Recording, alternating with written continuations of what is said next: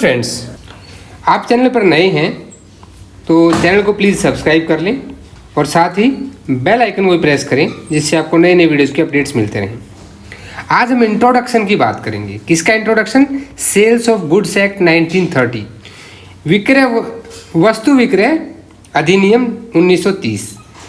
देखिए, sales of goods act क्या है? ये जो आपकी गुड्स होती हैं, जो कोई भी आप सामान खरीदते हैं, it is a practical law. अगर आप लॉ के स्टूडेंट हैं तो आपको इसकी जानकारी होनी चाहिए।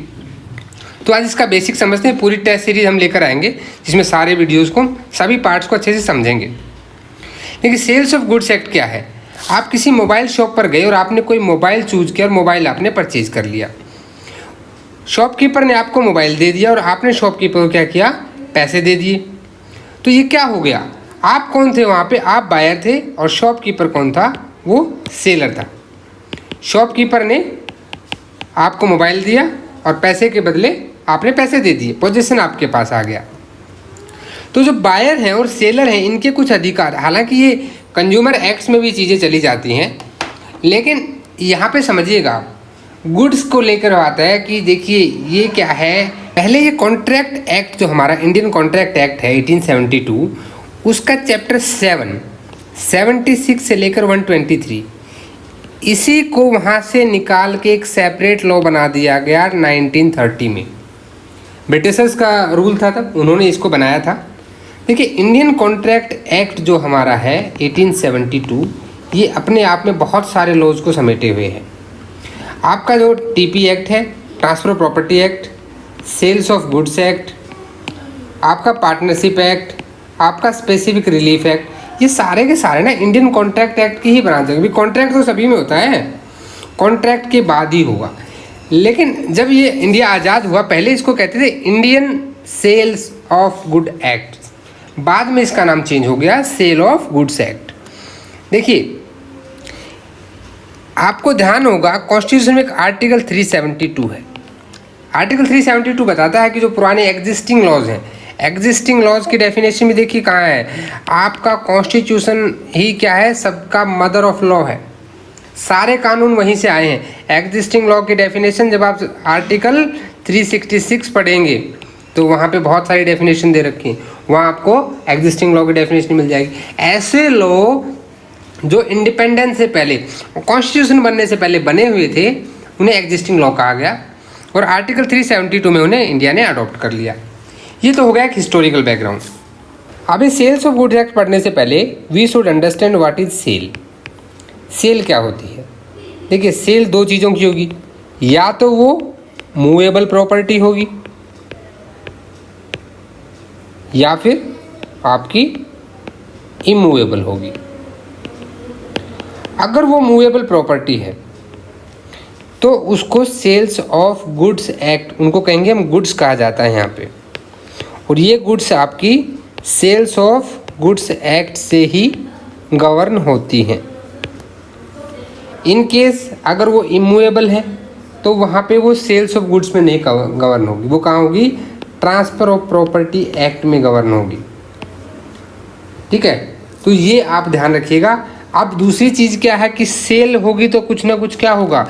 एक कॉन्ट्रैक्ट भी बनेगा। क्या बनेगा? कॉन्ट्रैक्ट होगा। चाहे टीपीए में जाए, चाहे मूवेबल में, गुड्स सेल्स ऑफ गुड्स में जाए, कॉन्ट्रैक्ट तो बनेगा ही बनेगा। कॉन्ट्रैक्ट वैलिड है कि नहीं, कहाँ देखते हैं हम? Section 10 of Indian contract act यही बताता है ना कि भाई क्या होगा वहाँ पे, वो वैलिड कॉन्ट्रैक्ट है कि नहीं है। सेल्स ऑफ गुड्स एक्ट जो है ये टोटल आपका 7 चैप्टर्स में डिवाइड है और 66 सेक्शन है। सबसे पहली बात तो क्या है कि सेल्स ऑफ गुड एक मर्केंटाइल लॉ है। मर्केंटाइल लॉ क्या होता है? जो आपके बिजनेस से रिलेटेड लॉ होते हैं ना, कंपनी लॉ हो गया, जो भी बिजनेस से रिलेटेड है वो मर्केंटाइल लॉ होते हैं। ये क्या है? It's defines and state terms related to sale of goods and exchange of commodities, इनके बारे में ये बात करता है। आप जब कोई मोबाइल, जैसे हमने एग्जांपल दिया स्टार्टिंग में, मोबाइल लेकर आए तो मोबाइल की कुछ वारंटी मिली होगी, कुछ कंडीशंस होंगी, तो ये कंडीशन, वारंटी, इन सब के बारे में जो प्रावधान दिए गए यहाँ पे दिए गए हैं। सेल्स ऑफ गुड्स एक्ट जो है ये सेल से तो डील करता है, लेकिन ये अपना ध्यान रखिएगा, आप मोर्टगेज से और प्लेज से नहीं करता है। तो मोर्टगेज और प्लेज से कौन करते हैं? ये आपका मोर्टगेज तो आता है under transfer of property act और आपका प्लेज आता है अंडर कॉन्ट्रैक्ट एक्ट। ठीक है, ये चीज़ याद रखिए, एग्जाम में पूछी जा सकती है।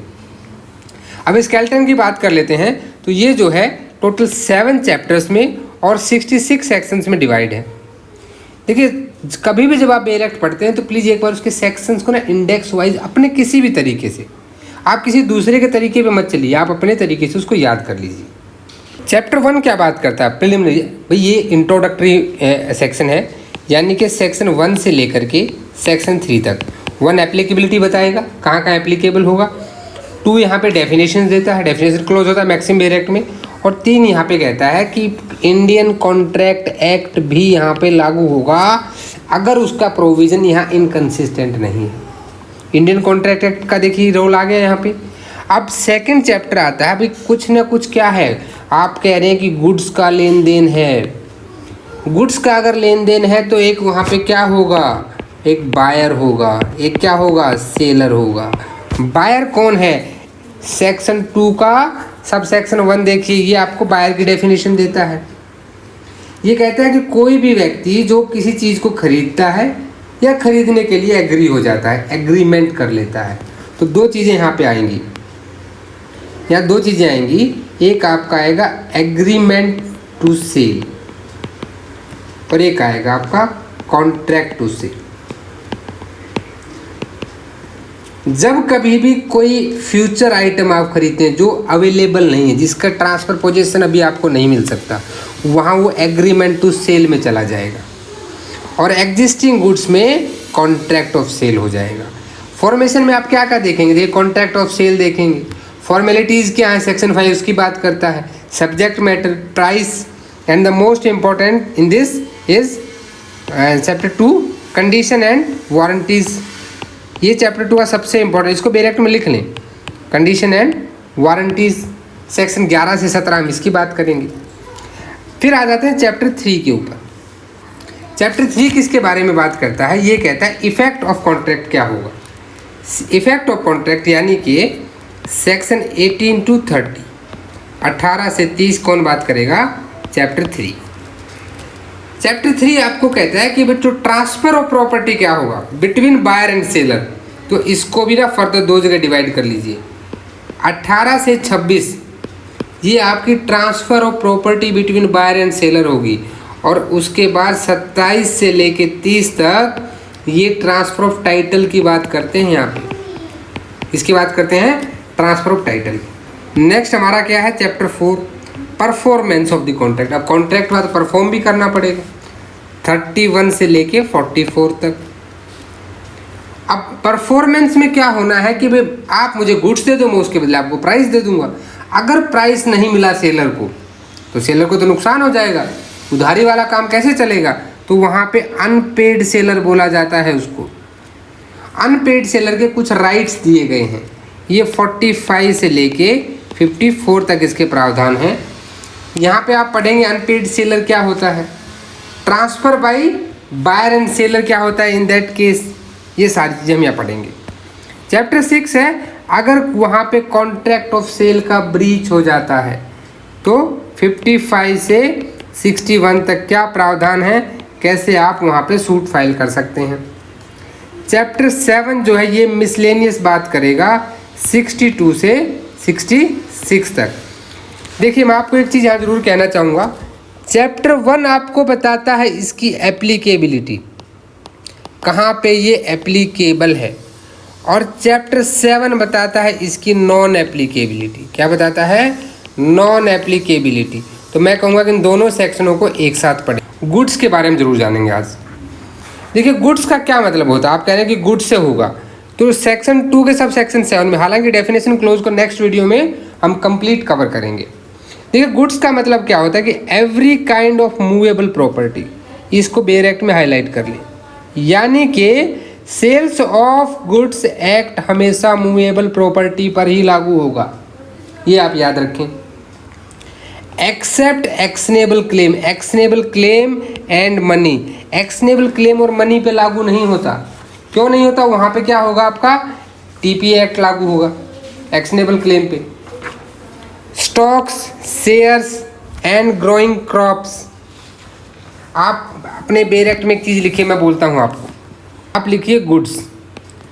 गुड्स के आगे लिखिए क्या इंक्लूड करता है और क्या इंक्लूड नहीं करता है, not included. Included and not included. Include क्या होगा? Growing crops, stocks, shares, water, gas, electricity. ये चीज़ें लिख लीजिए यहाँ पे। वाटर, गैस, इलेक्ट्रिसिटी, ये सारी चीज़ आ रही है। जो आपका गुडविल, ट्रेडमार्क, टिम्बर, ग्रास, यानी कि यहाँ पे देखिए ट्रांसफर ऑफ प्रॉपर्टी एक्ट की मूवेबल प्रॉपर्टी की डेफिनेशन दे देता है ये। The things that are attached or forming part of land which is agree to be severed from the land before the sale or under contract of sale. भाई contract of sale करेगी, मैं आपको ये चीज़ दे दूंगा ज़मीन से निकाल के, ऐसे कॉन्ट्रैक्ट में वो क्या हो जाएगी? मूवेबल हो जाएगी। अब नॉट इंक्लूड क्या करता है? हमने इंक्लूड की बात तो कर ली थी। नॉट इंक्लूड में आपकी इमूवेबल प्रॉपर्टी को ये इंक्लूड नहीं करता है, एक्शनेबल क्लेम को भी इंक्लूड नहीं करता है, मनी को भी इंक्लूड नहीं करता है। अभी गुड्स के टाइप की बात करते हैं। देखिए, एक होता है existing goods, future goods and contingent good. Existing goods क्या है? आप मोबाइल शॉप पे गए, आपने उसको पैसे दिए, उसको प्राइस पे किया, उसने आपको क्या दे दिया? मोबाइल दे दिया, ले जाइए। जो अभी एग्जिस्ट करती है, आप प्राइस दो, प्रोजेक्शन लो, एग्जिस्टिंग। फ्यूचर गुड्स, आपने कोई स्पेसिफिकेशन दे के, स्पेसिफिकेशन से कोई चीज़ बनवाई जो अभी अवेलेबल नहीं है, या उसने कहा कि मुझे मोबाइल चाहिए जिसकी भाई कम से कम 8 GB रैम हो, कैमरा 100 मेगापिक्सल का हो, उसने कहा भी नहीं है, 4 दिन बाद आ जाएगा, तब ले लेना, वो फ्यूचर गुड हो गई। कंटीजेंट गुड, एक किसान ने प्रॉमिस किया कि मैं इस बार जो धान लगाऊंगा, चावल की जो फसल होगी, वो मैं आपको बेच दूंगा। तो ये क्या हो गया? एग्रीमेंट टू सेल हो। कॉन्ट्रैक्ट नहीं है ये एग्रीमेंट टू सेल है। और बारिश हो जाती है, ओले गिर जाते हैं, मौसम खराब हो जाता है, फसल में कीड़ा लग जाता है, तो ज़रूरी तो नहीं कि फसल हो, कुछ कंडीशंस पे डिपेंड करता है। तो जहाँ ऐसी कंडीशन इंक्लूड होती हैं उसे हम कंटीजेंट गुड्स कहते हैं। क्या कहते हैं? कंटीजेंट गुड्स कहते हैं। इसके बारे में और डिटेल में करेंगे। जैसे एग्जिस्टिंग गुड्स में क्या होता है कि आपके सर्टेन गुड्स होती हैं, अनसर्टेन गुड्स होती हैं, जिनको स्पेसिफिक और जेनेरिक भी कहते हैं। तो ये सारी चीज़ें हम नेक्स्ट वीडियो में करेंगे। आज हम जस्ट बेसिक इसके बारे में बात किए थे, तो नेक्स्ट वीडियो ज़रूर देखें सेल्स ऑफ गुड्स पे, आपको काफ़ी बेनिफिट मिलेगा। Thanks for watching this video. अगर आपको वीडियो अच्छा लगा तो इसे लाइक कर दें, शेयर करें, और आप मुझे मेल भी कर सकते हैं mklegalshiksha@gmail.com पे। आप हमसे टेलीग्राम पे जुड़ सकते हैं, आप इंस्टाग्राम पे भी हमें फॉलो करें जिसका लिंक डिस्क्रिप्शन में है। और चैनल को मुझे पूरा विश्वास है कि आपने सब्सक्राइब कर लिया होगा। बाकी CPC, CRPC, एविडेंस, IPC, बाकी भी मेजर सब्जेक्टिव्स के वीडियो जितने हैं वो अवेलेबल हैं चैनल पे, आप उनकी प्लेलिस्ट में जाके देख सकते हैं। और मुझे कमेंट करके ज़रूर बताएं कि आपको ये जो नया सीरीज़ हम स्टार्ट करने जा रहे हैं आज, ये कैसा लगा। टोटल मैक्सिमम 4 से 5 वीडियो, मैक्सिमम 4 to 5 वीडियोज़ में हम पूरा का पूरा sales of goods act cover कर देंगे। तो मिलते हैं नेक्स्ट वीडियो में, तब तक के लिए जय हिंद, जय भारत।